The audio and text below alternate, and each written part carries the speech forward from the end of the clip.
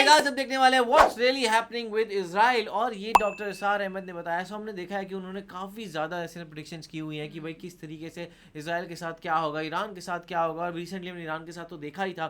سو اب دیکھتے ہیں جو اسرائیل کے ساتھ ہو رہا ہے یا جو اسرائیل لوگوں کے ساتھ کر رہا ہے وہ ایسا کیوں ہو رہا ہے. تو آپ بھی دیکھو, ہم دیکھتے ہیں. ہندوستان اور خراسان یعنی موجودہ افغانستان کا ذکر. خراسان ابن ماجہ کی روایت ہے عن عبداللہ ابن الحارث رضی اللہ تعالی عنہ قال رسول اللہ صلی اللہ علیہ وسلم یخرج ناس من المشرق یؤتئون للمہدی یعنی سلطانہ, یعنی سلطانہ, دونوں طرح سے پڑھ سکتے ہیں. حضرت عبداللہ ابن حارث فرماتے ہیں رضی اللہ تعالی عنہ کہ حضور نے ارشاد فرمایا مشرق کی طرف سے وہ فوجیں نکلیں گی, لوگ آئیں گے جو عرب میں مہدی کی حکومت قائم کرے. امام مہدی کی. یہ مہدی کون ہوں گے اس کا ذکر میں ذرا بعد میں کروں گا, لیکن نوٹ کر لیجئے کہ مہدی سے پہلے لازماً کسی مشرقی علاقے کے اندر وہ نظام قائم ہو چکے گا, تب وہاں سے فوجیں آئیں گی نا. یہ مشرق کون سا ہے؟ تو مطلب اسرائیل عرب اٹیک کے کرے گا. مشرق میں آپ چلیے, ایران بھی آ جائے گا, افغانستان بھی ہے, پاکستان بھی ہے, اور اگر اس سے اور توسیع دیں تو ہندوستان بھی ہے.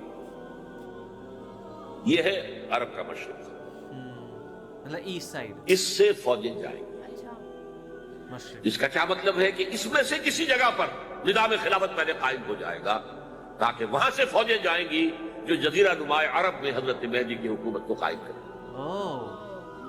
اب دوسری حدیث سنیے. یہ سنن ابن ماجہ کی حدیث تھی جو میں نے آپ کو سنائی, آپ نے پڑھی.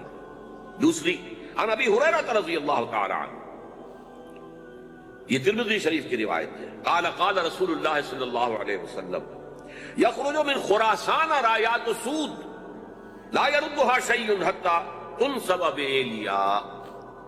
خراسان کے علاقے سے سیاہ جھنڈے لے کر فوجیں آئیں گی. سیاہ, ان کا رخ کوئی موڑ نہیں سکے گا, ان کو پیچھے پھیر نہیں سکیں گے کوئی بھی, یہاں تک کہ وہ یروشلم میں جا کر جھنڈے نصب کر دیں. اسرائیل میں جا کے. ایلیا حضور کے زمانے میں یروشلم کو کہتے ہیں. یہ یروشلم تھا جب حضرت سلیمان کی حکومت تھی, اور یہاں پر معبد سلیمانی, ہیکل سلیمانی قائم ہوا. پھر یہ یروشلم بھی رہا ہے تاریخ میں, یہاں تک کہ سن 70 عیسوی میں جب ٹائٹس رومی جنرل نے اس کو گرایا, ختم کیا, سیکنڈ ٹیمپل گرا دیا, اور یہاں سے یہودیوں کو کہا نکل جاؤ یہاں سے, کوئی یہودی باقی نہیں رہا, بالکل تہو بالا برباد کر دیا. اس کے کوئی 150 سال بعد ہیڈریان, رومن ایمپرر ہیڈریان, اس نے پھر دوبارہ آباد کیا اس شہر.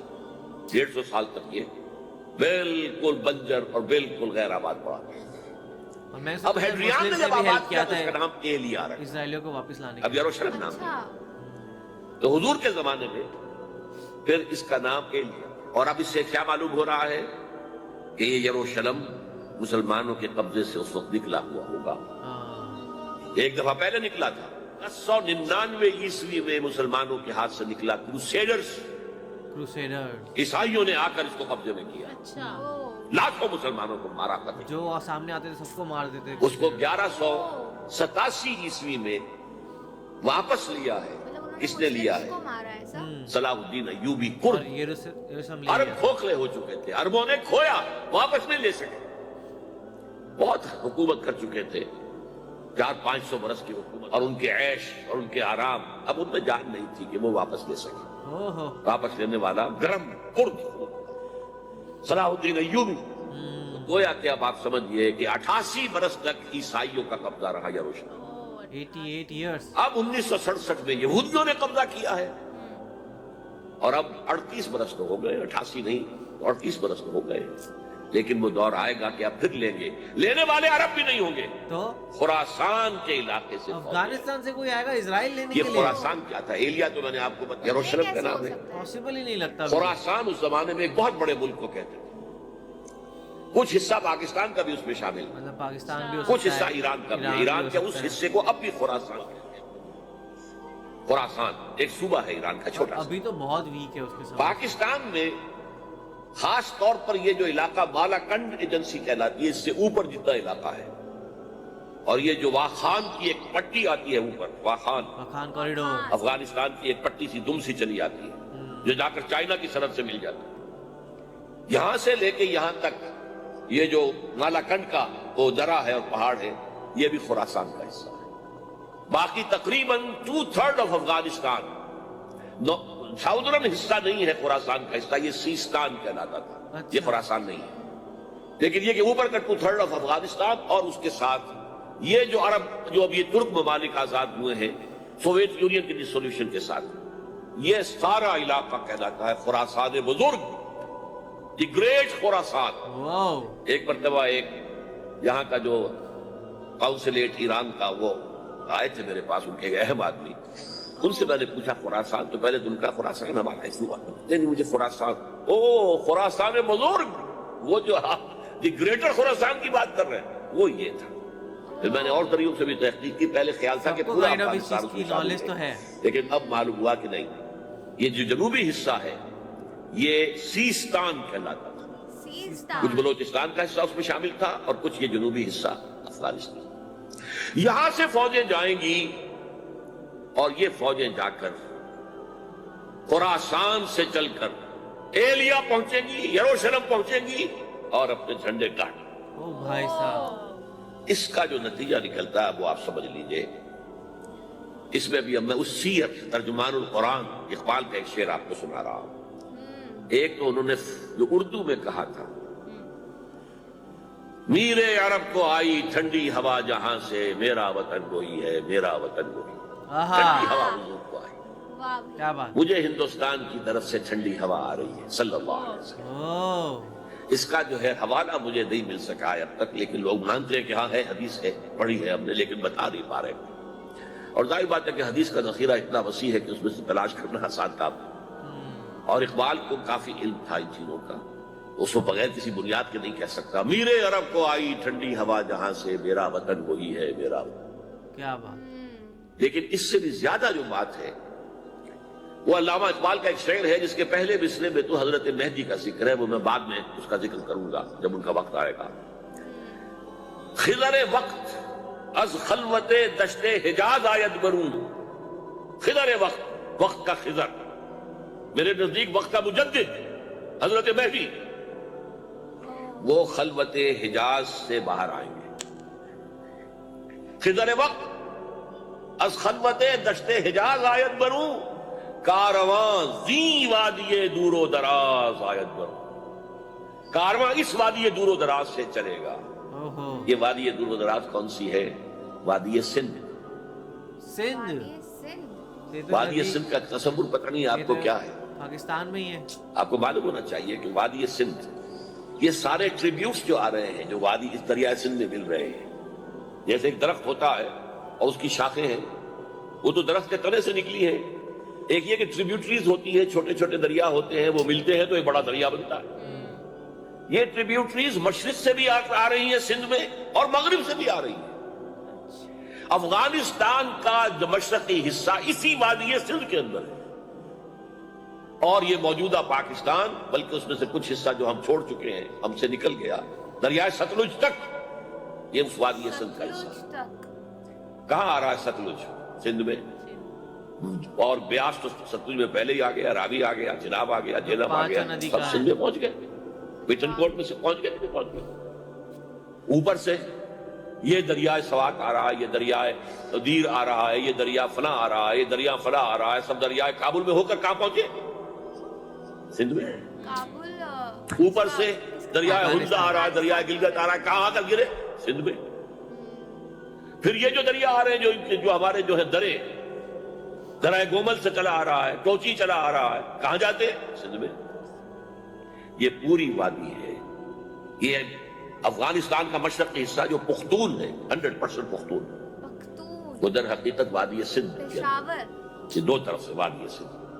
کارواں زی سے مراد ازیں, کارواں ازیں وادی دور و دراز آیت بروں. فوجیں یہاں سے جائیں گی حضرت مہدی کی حکومت قائم کرنے کے. بہت مشکل ہے. خضر وقت از خلوت دشت حجاز آیت بروں, کارواں زی وادی دور و دراز آیت بروں. اسرائیل سے لڑ سکے. یہ ہے اس سیل کا.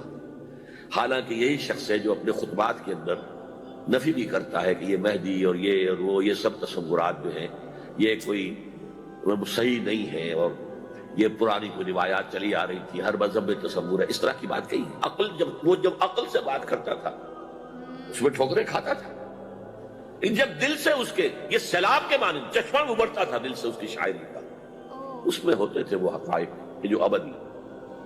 اس پر جو اشفاق صاحب ہوتے تھے ہمارے ہاں, اشفاق احمد ادیب, ڈرامہ نگار, تلقین شاہ, انہوں نے بڑی پیاری بات کہی تھی. اگرچہ ان کا مذاق اڑایا تھا روزنامہ نوائے وقت نے, بات بڑی پیاری تھی.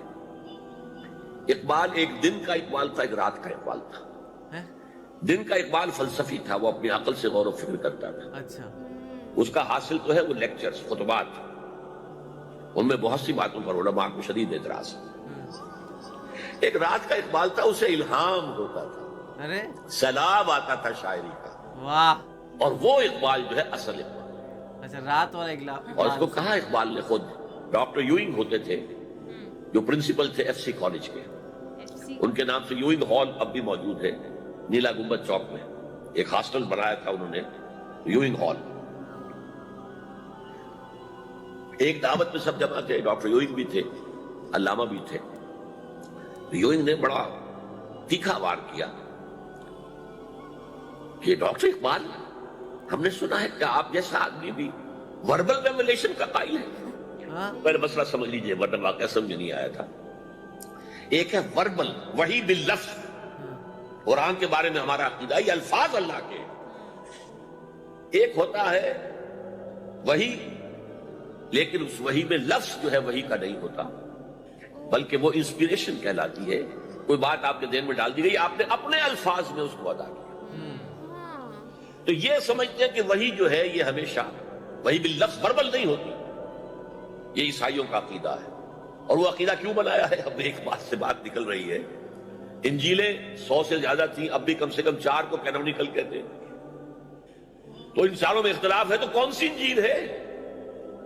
میں جب پڑھتا تھا میڈیکل کالج میں تو میں نے بٹگمری میں ایک بہت بڑا کمیشن ہے.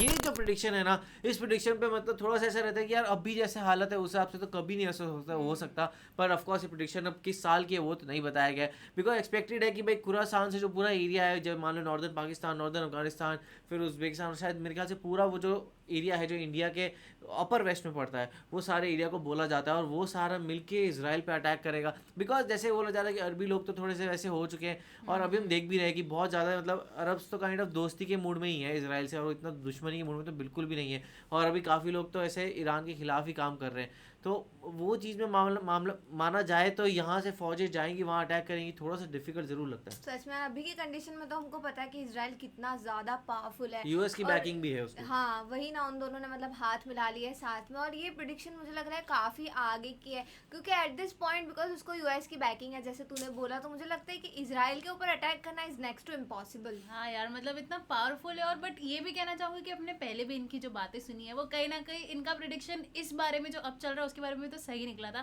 اب کیا پتا یہ چیز آگے کو لے کے ان کا بھی یہ بھی پریڈکشن صحیح نکل جائے. وہی اب وہ اس کے لیے تو یہ ہوگا کہ بہت زیادہ اسٹرانگ ہونا پڑے گا یہ پورے کے پورے ایریا کو. تو آپ کا اس بارے میں کیا کہنا ہے ہمیں کمنٹ سیکشن میں ضرور بتائے گا. تو اسے لائک کرتے جائے, کمنٹ کرتے جائے, شیئر کرتے جائے, اور سبسکرائب کریے. بائے.